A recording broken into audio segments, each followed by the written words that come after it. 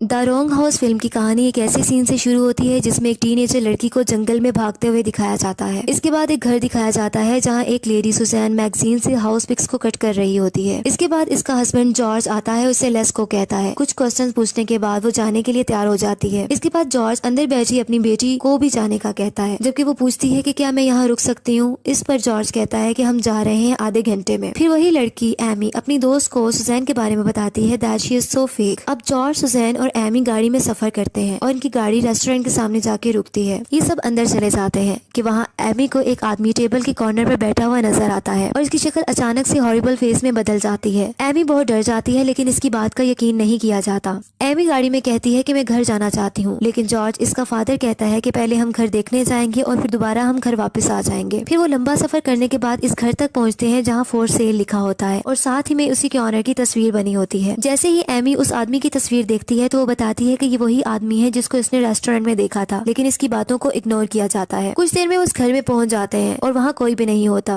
वहाँ एक स्पीकर होता है जिसमें से वेलकम की आवाज आती है और ये भी स्टेटमेंट बोली जाती है कि आप फ्रीली इधर उधर जाकर घर देख सकते हैं और कहा जाता है कि स्पीकर के बटन को प्रेस करके वो इस अजीम जगह के बारे में जान और सुन सकते हैं। कुछ देर में वहाँ एक जीप आती है जिसमें एक दूसरी फैमिली होती है जो कि पहले ही इस घर को देखकर जा चुकी होती है। दोनों फैमिलीज का इंट्रोडक्शन होता है। इसके बाद जॉर्ज की फैमिली गाड़ी में बैठकर चली जाती है जंगल की तरफ। जैसे ही इनकी गाड़ी जा रही होती है कि इनके सामने एक लड़की आती है और जमीन पर गिरकर जख्मी हो जाती है। ये सब उतरकर उसको देखते हैं और पूछते हैं कि क्या वो ठीक है। इसके मुंह से खून बह रहा होता है और मुंह से अजीबोगरीब आवाजें निकालती है और बहुत ही मिस्टीरियस वे से अपने हाथ से एमी के चेहरे को भी टच करती है। इमीडिएटली सेकंड फैमिली की भी जीप पीछे से आ जाती है और इन सबको अपनी गाड़ी में बिठाकर ले जाते हैं। सब दोबारा इस घर के सामने चले जाते हैं जहाँ फॉर सेल लिखा होता है।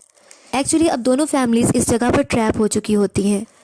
अब वो गाड़ी से यहाँ से निकलने की कोशिश करते हैं लेकिन गाड़ी इस घर के सामने आकर रुक जाती है। तो दूसरी फैमिली का हेड अंदर जाने का कहता है और अंदर जाकर स्टे करने का बोलता है, जबकि उसकी वाइफ कहती है कि बहुत बैड आइडिया है। एमी बताती है कि ये स्ट्रेंज लड़की अंदर नहीं जाना चाहती। एमी का फादर जॉर्ज कहता है कि तुम्हें डरने की जरूरत नहीं, हम यहाँ इकट्ठे होंगे। कुछ देर में वो इस घर में चले जाते हैं और अंदर बहुत ही डार्कनेस होती है। इस स्ट्रेंज लड़की को अपस्टेयर्स में विंडो पर एक आदमी नजर आता है जो कि एक बच्चे का मुंह छुपाए हुए होता है। उसने उस बच्चे के मुंह पर हाथ रखा होता है। उसके पास सुजैन बताती है कि स्ट्रेंज लड़की को फीवर हो गया है। अगली सुबह स्पीकर से आवाज आती है वेलकम की और सेम स्टेटमेंट को रिपीट किया जाता है। इस पर सबकी आंख खुल जाती है और वो देखते हैं कि वो स्ट्रेंज लड़की गायब होती है। फिर वो विंडो से बाहर एक आदमी को देखते हैं जो अपने डॉग के साथ होता है। दूसरी फैमिली का हेड सबको लेकर बाहर जाता है लेकिन वो गायब हो जाता है। कुछ देर में वो अंदर आते हैं तो स्ट्रेंज लड़की मिल जाती है। इस सीन में ये जाहिर होता है कि इस स्ट्रेंज लड़की की जुबान कटी हुई है। एक महीना गुजर जाता है। सेकंड फैमिली की लेडीज फाइट कर रही होती है कि इसे विंडो के बाहर एक बच्ची नजर आती है जो कि हकीकत में इसकी अपनी मरी हुई बेटी होती है। इसके अलावा ये भी दिखाया जाता है कि जो इनका बेटा, सेकंड फैमिली का जो बेटा होता है और बैसाखियों की मदद से चलता है, वो अब उसकी रिकवरी हो रही होती है। सेकंड फैमिली के बेटे का नाम जैसन होता है। वो एमी के साथ घर से बाहर जाता है, जबकि जाने से पहले जैसन का बाप इसको रिवॉल्वर दे देता है ताकि वो अपनी प्रोटेक्शन कर सके। जैसन एमी के साथ होता है कि एमी को विंडो में से एक छोटा बच्चा नजर आता है। वो जल्दी से घर की तरफ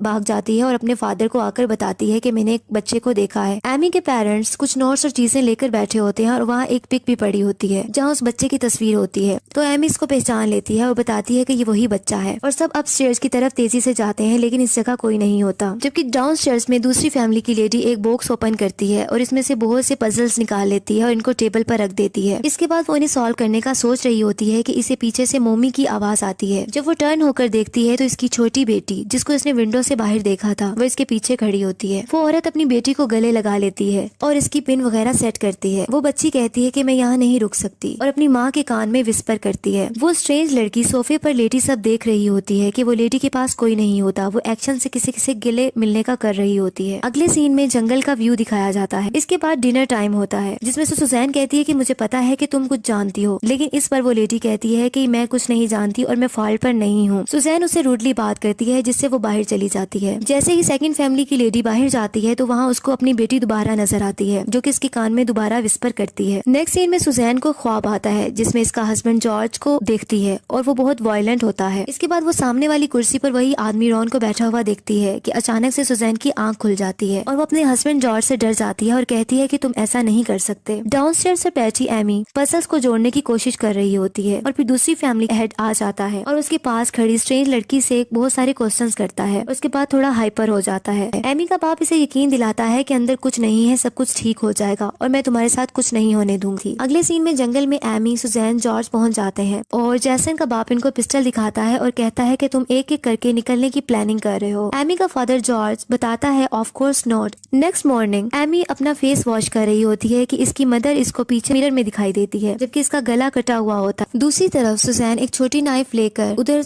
मूव करती है और फिर वहाँ से हैमर उठा लेती है। जैसन के बाप की कमर पर आकर हैमर को मार देती है। इस तरह जैसन का बाप मरने लगता है, लेकिन उसे जॉर्ज पूछता है how can we get the road, और उसे रोड के बारे में पूछता है, लेकिन उसकी डेथ हो जाती है। जॉर्ज अपनी बेटी एमी और स्ट्रेंज लड़की को लिए साइड पर हो जाता है जबकि सुजैन मुसलसल रो रही होती है और वो कहती है कि ऐसा नहीं करो। इसी तरह अब जॉर्ज बाहर जाने का डिसाइड करता है और वो गन अपनी डॉटर को देकर जाता है ताकि वो अपनी केयर कर सके। जबकि दूसरी तरफ जंगल में जॉर्ज बैक स्टेप से रोड की तरफ को तलाश करने की कोशिश कर रहा होता है। जैसे ही वो फॉरेस्ट के मिड में पहुंचता है तो इसको हेलो की आवाज आती है। वही पर्सन रॉन अपने डॉग के साथ पीछे खड़ा होता है, लेकिन जब जॉर्ज पलट कर देखता है तो इसको अपना हमशक्ल दिखाई देता है। एमी और वो स्ट्रेंज लड़की एक दरख्त के पीछे छुपी होती हैं कि जॉर्ज वहां जाकर स्ट्रेंज गर्ल के बाल पकड़ लेता है और अपनी तरफ उसको घसीटता है। इसके बाद हैमर से उसको मार देता है। अब उस स्ट्रेंज लड़की की भी डेथ हो जाती है। एमी बहुत घबरा जाती है और रोने लग जाती है और अपनी गन से अपने फादर पे फायर कर देती है, जिसकी वजह से इसके फादर की भी डेथ हो जाती है। अब वो जंगल की तरफ भागती है, उसको एक कार नजर आती है और उसके सामने जाकर गिर जाती है। वहाँ एक कार रुकने पर लोग इसे गाड़ी में बिठाते हैं कि वो देखती है कुछ पजल्स इसकी पॉकेट्स में होते हैं। वो गाड़ी दोबारा घर में के सामने जाकर रुक जाती है। अभी वो वहाँ बैठी होती है कि दूसरे कार डोर से वही घोस्ट बॉय और उसका बाप खड़े होते हैं और वो घोस्ट बॉय कहता है शी इज बैक डैडी, और एमी को अपनी तरफ ये खींच लेते हैं और वो आदमी सीजर से एमी की जुबान काट देता है।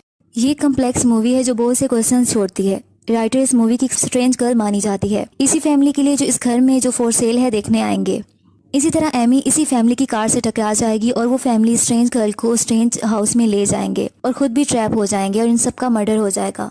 इसी तरह ये कहानी चलती रहेगी।